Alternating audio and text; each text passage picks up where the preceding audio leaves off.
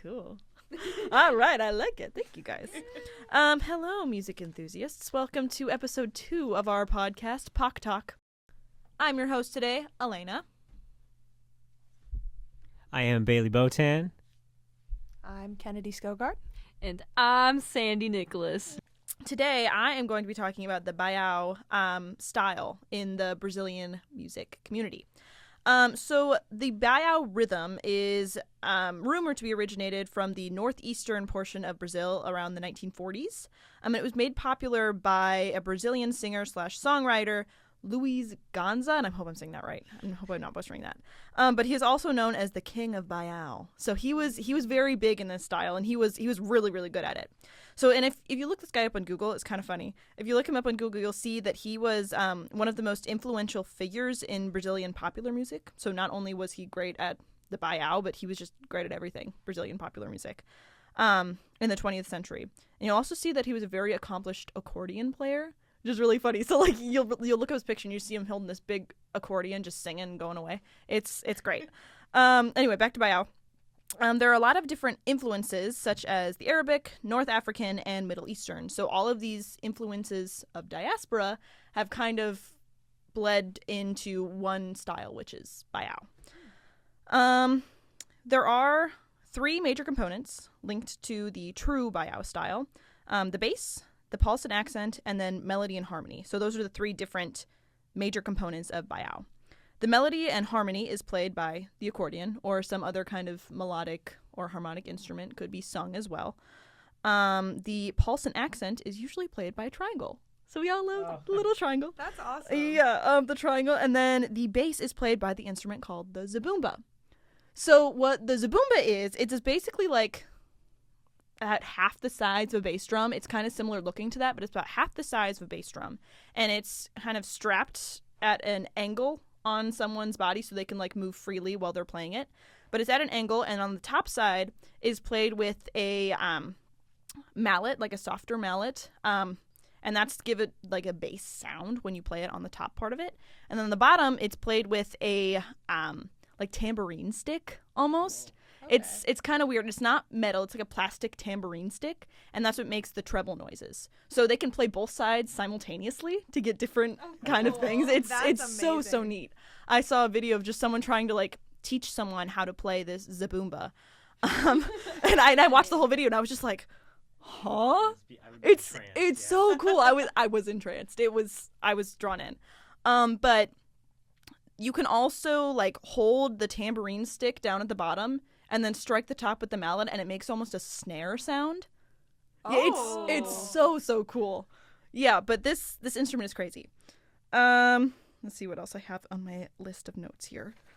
Okay, the baião rhythm is usually set in 4/4 time, and the beats that you play on the bass are 1, the end of 2, and 4. So ba ba ba ba ba ba ba ba ba ba.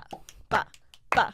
Yeah, we're all just rocking out because that's the kind of rhythm we do all the time. It's so central. It is so prevalent. So central. It's so prevalent. Whoa, in all of Brazilian music, like everywhere. And it's like that's in all the pieces we do in some way, shape, or form. It's always ba, ba, ba all the time. I think it was. Oh no, that might have been a different rhythm. But in K Day, just yesterday when we were working with the group, I'm sure that pops up at least. Ba, ba, ba, ba. Yeah, it's in there all the time. It's in there all the time. Yeah, that's something that the zabumba would be majorly playing with the bass hand. Would be the ba ba ba rhythm, and then the left hand playing that like tenor thing on the bottom half with the treble stick, or with the tambourine stick would just be the ands of every beat. So it's a really, really cool combination if you listen to it and you watch it and you're just like, how does that even work? Because he's just going at it. Yeah, it's nuts. So, it's nuts. To like translate that into kind of like what we would do with like body percussion, like you might have just heard like Bailey do just a minute ago, like when we were rocking out, quote unquote, rocking out when we were jamming to that beat. So what we do with like body percussion is those beats typically fall on like chest hits and claps, and then the beats in between fall on snaps. Would that kind of be like the Zabumba, like the bigger beats, like you just said, they fall on the top kind of half of the drum, and then yeah. I mean, I was kind of thinking like the I'm gonna demonstrate it more when we go to like the Bio Destemperato when we did. Okay. But there are some parts in there where I'm just like, oh, that makes so much sense if you're thinking about just Bio rhythm in general. Okay. And you think about how he translated it in this music, it's so clever. But then okay, so that's what the Zabumba would do. The Zabumba would do that kind of rhythm. And then a triangle would just play straight eighth notes. They're just playing straight eighth notes, and then they would accent on those beats as well. That but they're playing all the eighth notes in between as well. They're just like we do our snaps. Yeah. Just saying. And then the accordion or a singer would do the melody and harmony of that. Bio is also a dance style. So when people play this, it's normally like it's normally like for parties or like big events. They would like play this music and people would just dance. So it's a great style and people really enjoy it in Brazil. It's crazy. Okay, so going over to the Barbatuques rep, where we have a song that we performed last semester called Bio Destemperato, which was transcribed by Carlos Bauzis. Is that how you say his last name? I want to make sure. Bauzis. Okay, I will say it right. By Carlos Bauzis. And he captures so many of these instruments only using the body, which is so cool and so interesting. So we start the whole song with a rhythmic ostinato, which is done with tongue clicks, with lows and highs. Yeah. So that kind of starts out. Yeah, we're ready for the next section. But that's kind of how the song starts out, and I like to think that's like almost setting the tempo. It's almost like that's just the clicker because it's not quite lining up with that exact rhythm we talked about. Like the first measure is exactly like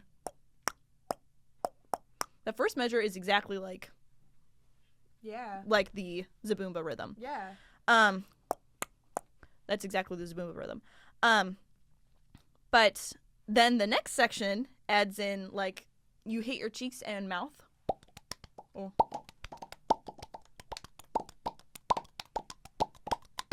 And that would be representing, like, the triangle in this section, because it's doing those constant eighth notes, but you have the accent. Yeah, Bailey just had the epiphany. So it's the exact, like, it's exactly what the triangle would do. You're just hitting your face with all those constant eighth notes, but you have the accents with the ones on your lip pops. So that's so neat. Insane. It's crazy. So then after that, we add in the Pok, which is exactly the Zabumba rhythm. Oh my God.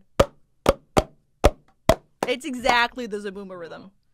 So this piece follows the form to a T of Bio. Like it's so insane how they do it so well and imitate so many of the instruments with body percussion sounds.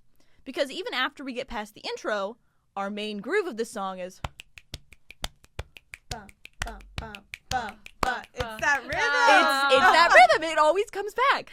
But it's always there. So the big beats are the chest hits and the claps, and everything in between is snaps, which will represent triangle. Yeah.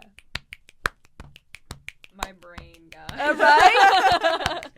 It's the way that he writes it down so well and does it in such a way that it literally imitates his instruments. I'm like, that's crazy. This piece also has 2 flute players. So that would be our melody and harmony for the song. That's the third component. It's also been done with singers before in the past too, so you don't have to have flute players, and they're always there are lyrics to it actually.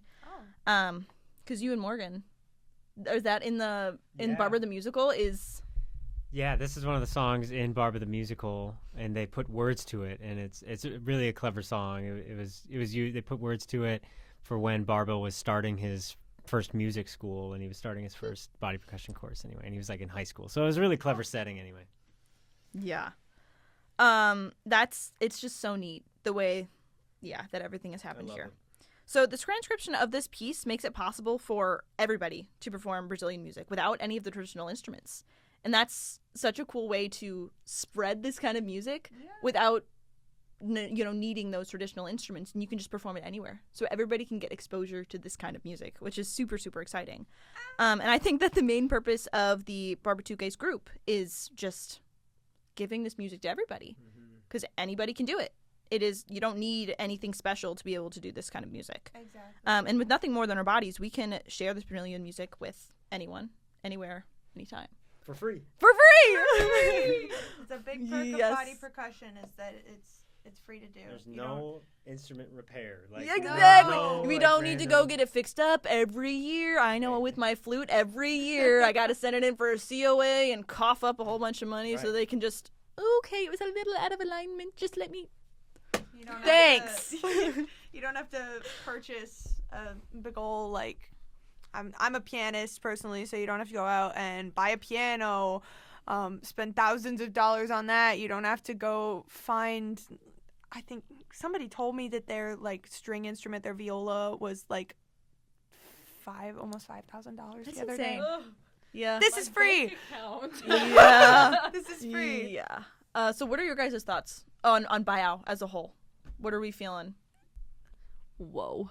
Yeah. Whoa, as in, I didn't realize just how much that rhythm is incorporated in literally everything. Like, not Yeah. until you pointed out every aspect of that piece, because we spent a while on that piece. Like, we really went in depth with that. I had no idea, and that is so cool that you can. It's like a little hidden gem. Yeah. That yeah, like I get to know now about this piece where I'm like, ooh, It feels like a secret. yeah, I'm like, I have a secret. And I'm like, I know something you don't. I know something you never. Anyway. I also like, I don't know. I think from working with so much Barbatuques rep and so much of like the songs that they do, as you go through, the more you work with Barbatuques rep and the more songs that you do, you're like, oh, well, this motif was in this song, so I just have to do this measure from this piece and then this measure from this other piece, Yeah. and it makes this piece, which is different but the same. It's crazy. So it really just kind of draws my attention even more to just how much there's this like specific rhythms, like the one for Baiao. Okay, Yeah. like the one for Baiao is utilized like that. That's not even just in Baio Destemperado. That is in Canada. It's in Canada. That's I'm like, oh, in. yes. I'm pretty sure is it in Barba Papa's Groove? Oh. It's hidden in there. It's hidden. It's hidden in just about every piece we've done. It's probably somewhere in AA as well, which Oh, is absolutely which is it our is. I'm alumni sure it this is. song. It's hidden in every. It's like Sandy said. It's just like this little hidden gem in each one of these pieces, and that just really speaks to the influence and the oh gosh, what's the word I'm looking for? The permeation Oh yeah. of all of these different concepts and really integral parts of different styles of music that also was made from different other styles that merged. It's crazy to me to think about how all music everywhere came from like the merging or the adaptation or the new idea of a different style that came before that and then a different style that came before that. It's just, I feel like with any culture or genre or style of music, it can almost be like find like a family tree that like gets yeah. everything back to like kind of a root source. Mhm. And that's really, really cool to me. Yeah, I mean, like I said before too, this style was rumored to have originated in the northeastern part of Brazil, and I say rumored because that's probably not the only place it came from. Exactly. I mean, there are influences from Africa and where else did I have that in my notes here? Sorry. The Northern Africa part, they have Middle Eastern influences and Arabic influences even. That's so it's crazy. it's not just from one place. Exactly. And that's such a cool little nugget to know. That's amazing. Yeah, what are your thoughts, Bailey? Yeah, I thought it's so cool because there's a point when you're starting to learn body music where nothing makes sense. It's all hard. And it's all kind of overwhelming. You can't get your body to do it. And it makes sense. You can watch somebody do it. Somebody can explain it to you, and you're like, oh yeah, I get that. It's just right, left, okay. But then you try to do it, and it just falls apart. But then there's always a point where you learn this one groove or you learn this one song or something, and from there it all just kind of starts making sense. And for me, that was the Bayan rhythm, when I could do that and keep the alternating hands going and keep the groove going without stopping. And then you're like, oh, well, I'll just add this thing in. I'll just add this thing in. And it all just starts making sense. And that's what I think is so cool about this rhythm. And you tied it up really well on the historical facts anyway, because I always wondered, and I've asked our professor who's from Brazil, I asked Carlos, who arranged this music, and I was just like, so can you tell me about this rhythm? And nobody gave me like a total straight answer because it's very complicated. And that was really interesting anyway. Yeah. No, because there's so many different components, and people can make it more confusing. Like, people who play Zaboombas, like I said, when I was watching this video, and he was, let me teach you how to play the Zaboomba. And he would just do this one thing on the top half, and I'm like, okay, I could do that. And he's like, okay, and I do this one thing on the bottom half. I'm like, oh, okay, I can do that. Now do it together. Hold up. I feel like that's how all of our new members feel when we ask them to start doing body percussion. Like when we ask them to stomp and clap at the same time, they're like, my oh. gosh. And then add vocals at the same time? You're kidding me. No, when I had to stomp and clap at the same time, It's and so they much were, harder than and it the thinks. rhythms were different, and then I cried because I couldn't do it, and I was so frustrated because I'm like, why can't I do it? And then I did it, and then I was like, oh, that wasn't even that bad. And like, as you can tell, I'm a little over dramatic, but you know, It's a that's learning okay. curve. It makes sense. It's a learning curve. It's really hard. And you have to keep telling people, this is a hard art form. You are not going to get it right away, and that's okay. It takes time. No, for sure. It's like, it takes so long to like acclimate your brain to the ability to do it. Like, it isn't easy. It's so difficult to like get into it, but then you do it. And like Bailey was saying, where he's like, yeah, I had this one song, and I have like the one song, Barba Papa's Groove. Like, I will do that for the rest of my life. Like, it will never get out of my head. I will just forever be doing this in my sleep, when I'm walking, when I'm talking, because, you know, I can't keep my hands still.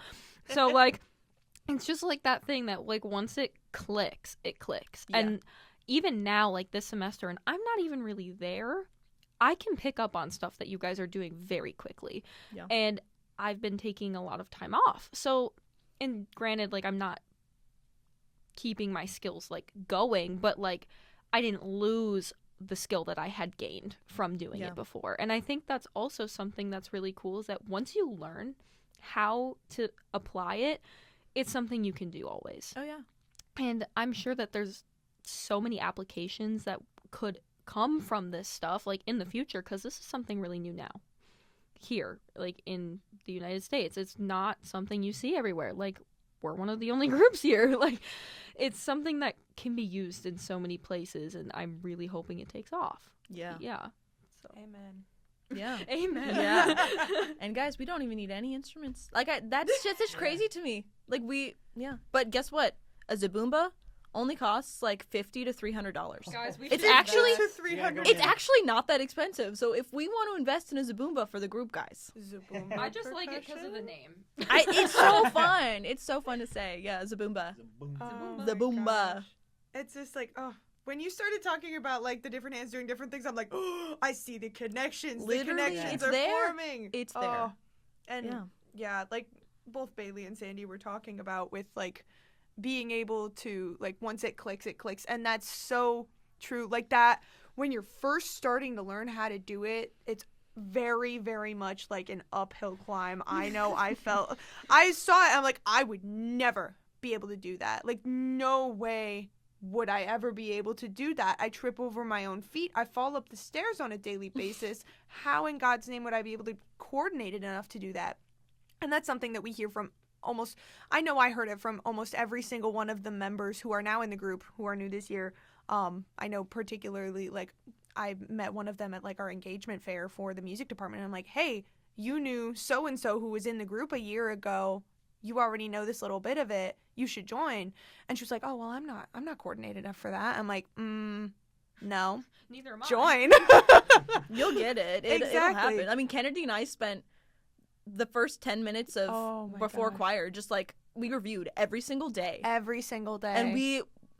And now we're co-directors and we're Yeah. killing it. So it's we're having such a blast and We it's so are. fun. And like they said you have that like one song that really Oh, yeah. that really gets it for you. I think for me, I think that was Chromosome, because I just had one day that was like the main big piece that we were working on with the whole group that semester. Everyone was learning it at the same time as Elena and I, because we learned Barbara Papa's Groove and AA in like our study group. Everyone else in the group already knew it, but Chromosome we were all learning at the same time.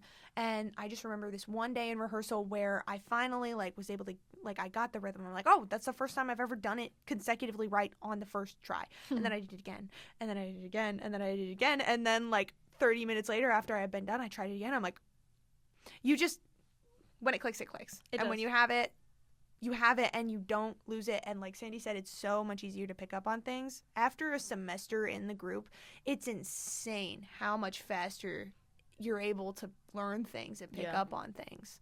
It's nuts. I remember in our first semester in 100 Footsteps, most of the rehearsal had to be fun stuff because this stuff is so hard. So I'm playing fun games. We're singing fun, catchy stuff, and then I'd sprinkle in the really tough thing, like this crazy hard groove or whatever, because these are music majors who've been singing or playing their instruments since they were 6 years old. Like they're not used to just being bad at music. So they show up to rehearsal and I give them okay, here's this crazy groove that we need to learn for our concert. They're like mad because they can't get it. They're like frustrated. Seriously. Yes. So I remember there was many times I would stop rehearsal and I would just be like, okay, you need to reframe it and take that frustration and make it joy. Isn't it fun a little bit to laugh at yourself and be like, this is hard. And it took me forever to learn that I need to I'm not going to be able to do this the first time, but when I get it, it is going to feel so good. You know? That's so true. And that can be applied not even just to body percussion, but just to like everything we do. I know that, all of us sitting in this room, we're all musicians. And if you're listening to this, you probably at least have an interest in music and might have performed it at least once or twice. Most musicians are perfectionists. Yes. I know I'm a perfectionist. When I don't do something right on the first time, I have a freak out, or at least not as bad as I used to. I didn't pass my driver's test the first time. Oh my God, you would have thought the world would have ended. Wow. But just like the application, that kind of learning what Bailey said can have for that, once you like it, I think that body percussion and body music is a really cool way to be able to kind of teach yourself the lesson of perseverance and teach yourself like, hey, if you do keep at it, you will get it. Like, just Someday. because you're bad at something to begin with doesn't mean you're going to be bad at it forever. Yeah. It's a learning curve. Mm-hmm. But Bye now. We love bye out. Amen. Yes.